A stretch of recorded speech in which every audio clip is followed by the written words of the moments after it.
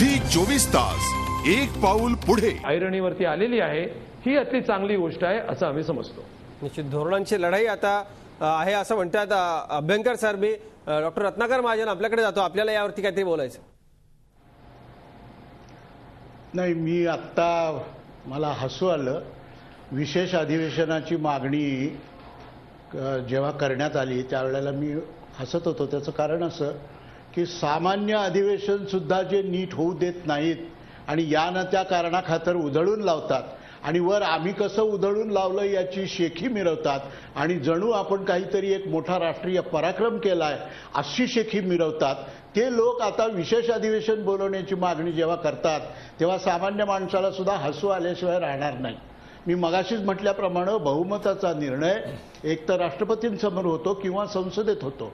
पण संसदेत तो व्हायचा असेल तर त्यासाठी विशेष अधिवेशनाची जर आस लागली असेल तर वेळीच अविश्वासाचा ठराव आणून या सरकारला घरी पाठवण्याचा निर्णय का घेतला गेला नाही हाही प्रश्न उद्भवतो.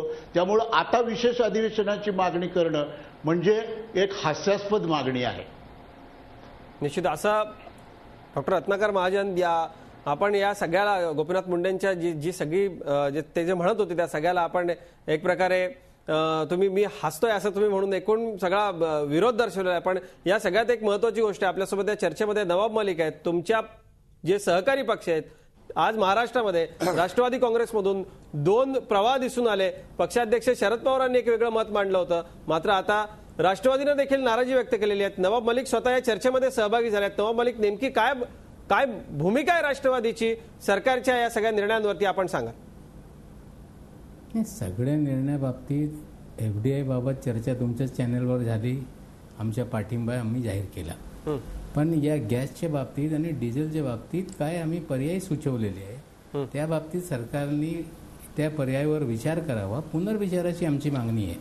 म्हणजे कुठेतरी हे दर वाढवणे गरजेचा होता, त्यांना आम्ही टाळत नाही, पण इतर मार्गातून ते तुटवडा काढता येते अशी आम्ही सूचना केलेली आहे.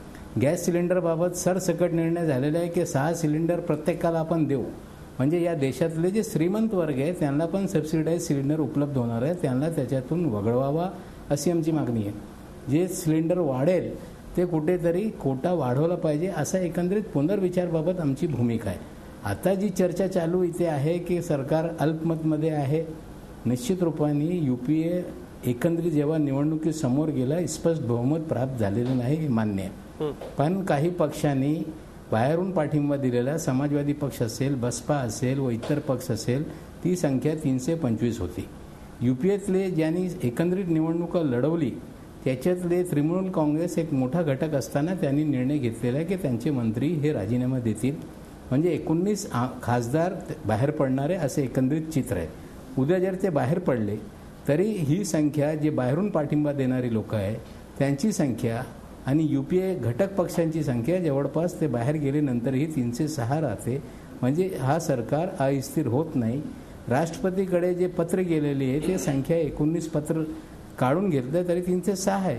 मग विशेष अधिवेशन बोलवण्याच्या प्रश्नच निर्माण होत नाही आणि राष्ट्रपती ती संख्याबळ बघून जर एकदमच सर्वांनी काढून घेतला मग बहुमत सिद्ध करण्याचे प्रश्न निर्माण होते. निश्चित. पण एकूण हे सगळं असलं तरी अभय मोकाश, मी आपल्याकडे जातो.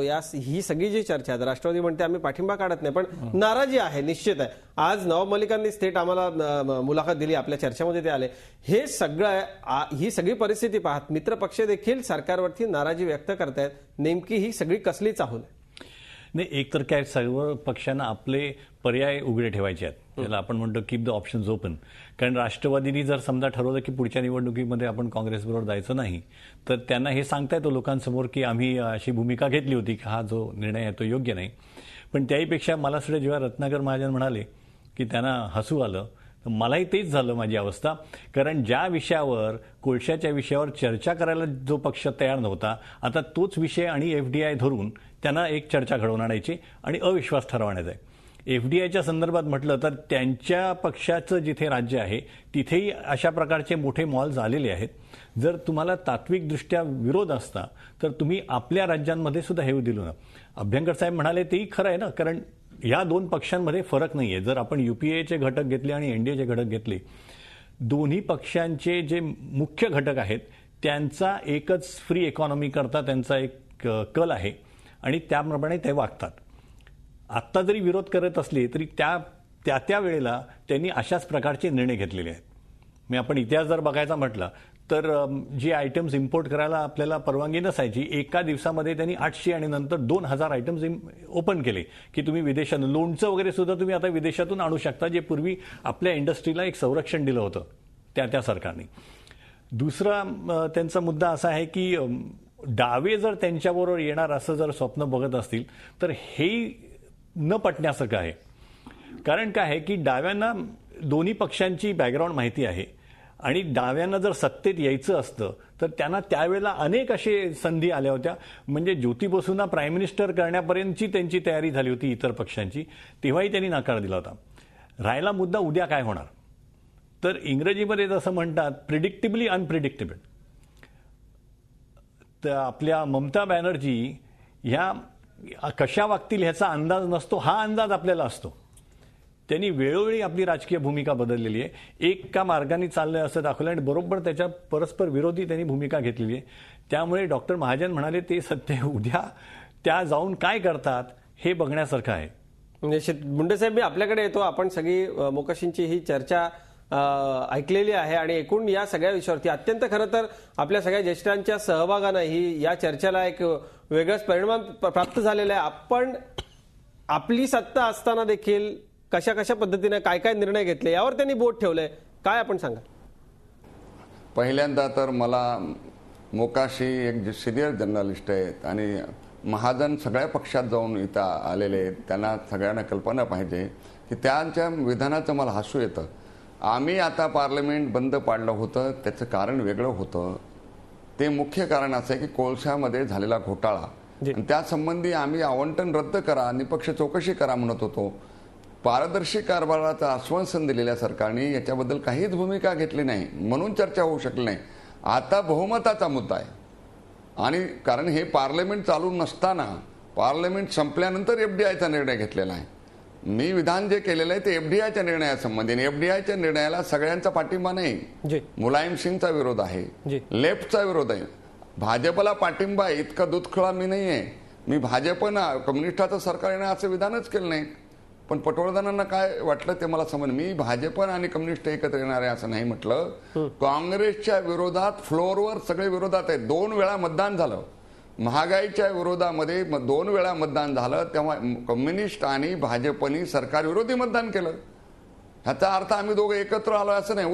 उद्या FDIच्या संबंधी मतदान झालं तर काय कम्युनिस्ट कुणाला मतदान करणार आहेत आणि भाजप कुणाला करणार आहेत. मला म्हणायचं आहे की FDIच्या संदर्भामध्ये आता हे सरकार मायनॉरिटीमध्ये गेलेलं आहे आणि अशा प्रसंगी जेव्हा अशा प्रश्नावर मतदान होईल तेव्हा कम्युनिस्ट काही FDIच्या बाजूला मतदान करू शकत नाही. अणुऊर्जाच्या तात्विक मुद्द्यावर त्यांनी जसं काँग्रेसची साथ सोडली, आता साथ देण्याचा प्रश्नच नाही. आणि आम्ही तथाकथित प्रत्येक आम्ही काही सत्तेवर येत नाही आता, पण ह्या सरकारच्या चुकाबद्दल त्यांना कम्युनिस्ट शिक्षा देतील असं मला वाटतंय. आणि म्हणून मी म्हटलं की आता सगळे बंदचा कॉल केला, त्यासंबंधी विविध पक्षांची भूमिका समानच होती. म्हणून हा योगायोग नाही म्हणजे याचा अर्थ याच्या मागे काहीतरी हे सरकार पाडावं असं आमचे कोणतेही प्रयत्न नाहीत. ह्या सरकारने 2014 पर्यंत राज्य करावं असं आमचं मत आहे. 5 वर्षाचा कौल घेऊन ते निवडून आले आहेत, पण ते 5 वर्षे आपल्या कृतीने आणि आपल्या पापानेच ते टिकणार नाहीत. आणि असं जर ते अशा वेळी अन्य पक्षही त्यांना वाचवू शकतील असं मला वाटत नाही. म्हणून राजकारणात दिल्लीत अस्थिरता चाललेली, सोनिया आणि त्यांच्या चिरंजीवाची जादू आता उरलेली नाही आहे. आणि लेफ्ट फ्रंटने फार मोठा धोका, म्हणजे आम्हाला सत्तेत जाऊ द्यायचं नाही या उद्देशाने त्यांना सत्तेत घेतलं होतं, पण फार मोठा विश्वासघात लेफ्ट फ्रंटची या काँग्रेसने केलेला आहे, हे ते विसरू शकणार नाहीत. आणि म्हणून मला असं वाटतं की आता काही तोडमोडीचं राजकारण करावं ही भाजपची भूमिका नाही. परंतु सरकारने बहुमत गमावलं हे वस्तुस्थिती आहे. हे बहुमत आहे की नाही ह्याच्या दुसऱ्या अधिवेशनावर वाट पाहण्याच्या ऐवजी आताच तुम्ही याच्या संबंधी आम्ही अधिवेशन बोलवा आणि दूध का पाणी आणि पाणी का दूध होऊन जाऊ द्या अशी आमची भूमिका आहे याच्याबद्दल. आणि दुसरा मुद्दा आहे की भारतीय जनता पार्टी प्रायव्हेटायझेशनच्या बाजूची आहे. भारतीय जनता पार्टी इथं विदेशी इन्व्हेस्टमेंट काही क्षेत्रात आणण्याच्याही बाजूची, पण जे रिटेल झी 24 तास, एक पाऊल पुढे.